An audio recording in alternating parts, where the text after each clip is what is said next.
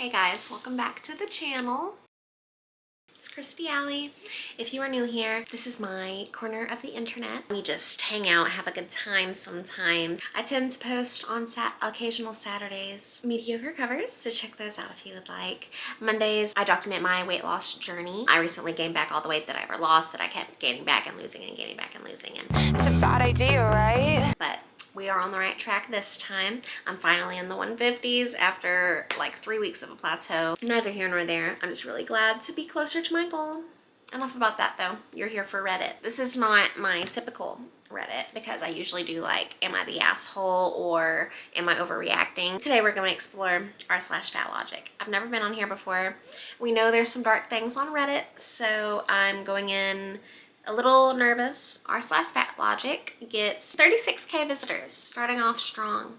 A mix of fatlogic adjacent bad nutrition advice and sanity, but no, you don't need to 100% love 100% of your food. I think as an adult, I don't eat the food I don't like, so why should I force my kids to eat the food they don't like? Parenting takes are so funny because I almost exclusively eat food I don't want to eat. Sounds like a you problem. Maybe find something tasty. There is good options out there that are tasty if you know how to cook. I didn't want my veggie bologna over rice with sauteed kale for dinner.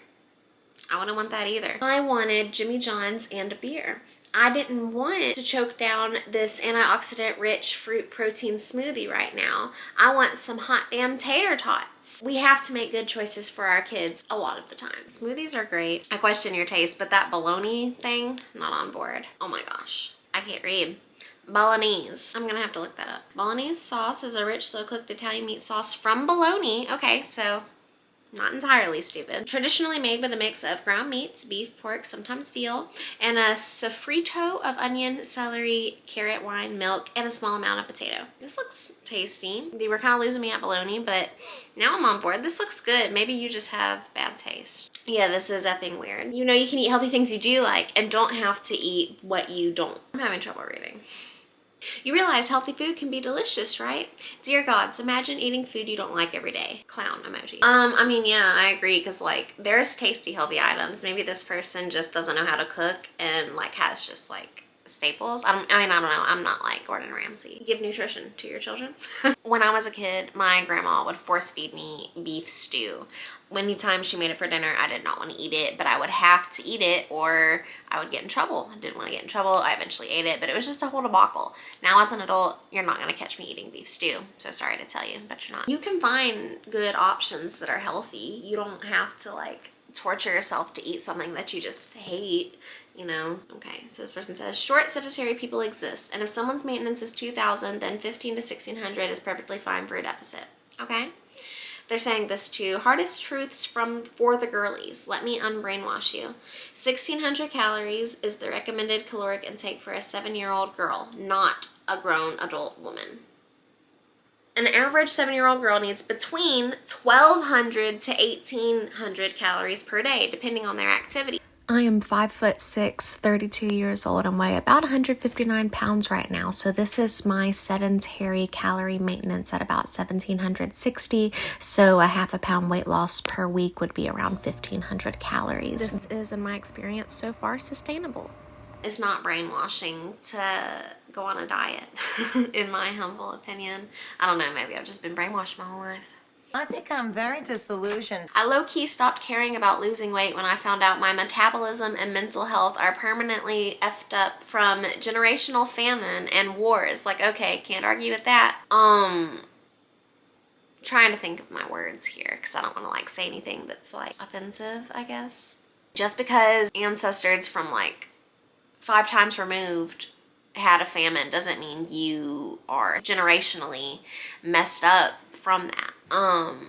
People have their own beliefs. My problem with the whole GLP shit is that there are many people that could absolutely lose the weight with discipline, but have taken so much from the market now, and it was designed for people with diabetes who need it. It is being abused. Not by everyone, but it absolutely is because it is so easy to obtain. You just need money. Many doctors are talking about patients who need it and can't get it now, so that's not good. I don't know how old this is because there was like a shortage on the Ozempics and everything when the whole like Hollywood of it all let everyone know that was their secret to getting skinny, and then Big Pharma capitalized on it because they want money. But that was kind of fixed when the weight loss ones were introduced, like the Zepbounds and the Wegovies. So the Mounjaros and the Ozempics were being given to the diabetics as they were designed. When this first happened though, I was very outraged just like that, because the diabetics need this and you could fix it. I'm so sorry to tell you, you could. But I did make a video about that when that first happened. Check that out. And someone said, there's so much ducking science that proves you wrong. I can't even know where to begin. 95+% of all diets fail. I think if you're including like crash diets, things like that, then yeah, they fail. But I really just... Number one cause of weight gain is restricted intake of calories for a period of time and forcing your body past its set point. Calories in versus calories out is as effective as breathing less to get your body used to less oxygen. I don't know about that last sentence. Set point, I don't think that's real. It might be like plateaus, and people are like, this is my set point because I'm on a plateau and I don't know what a plateau is, so this is my set point. I did once think that my set point was 160 pounds, which is ironic because that's what my last plateau was for 3 weeks. I do think I have a kind of interesting perspective because I have dealt with both the underconsumption side of things and the overconsumption side of things. I see where you're coming from about the restricted intake of calories for a period of time and then you go on a hinge because you were restricting so long and suppressing the food noise, and then the food noise just got too loud. So I sympathize with that. But that's not the rule for everyone. And when you say things like that, it makes other people think, oh, that's the problem for me too. And that's not. There's a lot of us, what's that word? Hypochondriacs, is that it? And when we see someone say that something is the set rule for everyone, we take that. So it's kind of damaging and like toxic to say. Next. Being fat is inherently healthy, actually. All fat people on average are way healthier than thin people. Thin people would not exist naturally without a modern low-calorie and food and skinny pills. Thinness is unnatural and gross and wrong. It's wrong and should not be accepted or accommodated. Thinness in media is promoting death itself. If you're thin, you should be harassed until you're pressured into gaining a normal amount of weight. Being too thin is a problem. I definitely agree with that. But being fat is not inherently healthy. I'm tired, guys. The fear of gaining weight is rooted in societal conditioning and a personal hurdle to overcome, not something you can dump on the people around you. Your fat friends don't want to hear how you're scared to look like them. I've been overweight my whole life. My biggest fear is not looking overweight. I've come to terms with my overweight body as best as I could, you know. I want to be healthier. That's why I'm on yet another weight loss journey, because I want to be at a healthy weight so that I can have a healthy pregnancy. And that's just the way it is. I'm not scared of being fat. I am scared of developing type 2 diabetes like my Meemaw had. I'm scared of having a heart attack prematurely. Scared of something as simple as the flu taking me out. The list goes on and on. I think that's a projection. So maybe you look inward. Well, this is a fun one to stop on. This will be our last one because I've recently got into watching kind of content like this. Honestly, those anti-fat acceptance bloggers who pearl clutch about, can I say this word on the internet? I just told my dad and husband what this was. They never even heard of this culture before. Pearl clutch about fetism should KTS.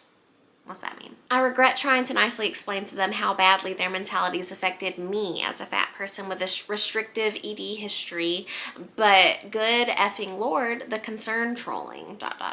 I think it's something on a lot of people's minds, and obviously like the niche is there for a reason because they're getting views. So I don't think it's concern trolling necessarily. The pearl clutch about fetism, I'm sorry, but I'm gonna pearl clutch about it because it's not natural. I'm so sorry. It's abusive. It's debaucherous. It's not good. Someone said, they're in a cult. You have to remember they're in a cult and they cannot be reached because they've been brainwashed. And for them to question any of it means their whole world comes crumbling down and they're not strong enough to endure that. Plus, malnourishment keeps you in constant brain fog, and that's the reason fascism is so heavily invested in keeping women starving. You're not starving because you're a healthy weight. I think because they're so desperate to normalize the obesity epidemic and make it seem like it's not a problem, that they want us to see normal-sized people as the problem, as malnourished, when there's a big distinction between malnourished and a healthy weight. There's like a lot of talk right now with the Ariana Grande of it all. There's a big difference, and it's an obvious, glaring difference. But again, they're just grasping at straws, trying to make something stick and make something, give them a reason to enable their behavior. Is that the right word? It's also just so funny that the fat acceptance people say the anti-fat acceptance people are in a cult, and then the anti-fat acceptance people say the fat acceptance people are in a cult. Are we overusing or misusing the word cult? I'm just asking questions. But I think that's gonna be it for r/fatlogic for me today. Let me know if you liked this kind of Reddit reaction and I can do more. If you like that, leave a comment below, or let me know if you have any stories on Reddit that you've seen that you would like me to react to and give my little 2 cents. Subscribe if you would like to follow along on my journey to a healthier lifestyle, where I'm going to be documenting losing this weight, trying to get healthy. If you made it this far, leave a sloth emoji in the comments below. Thank you guys for watching. I hope you have a great rest of your week, and I'll see you in the next one. Bye!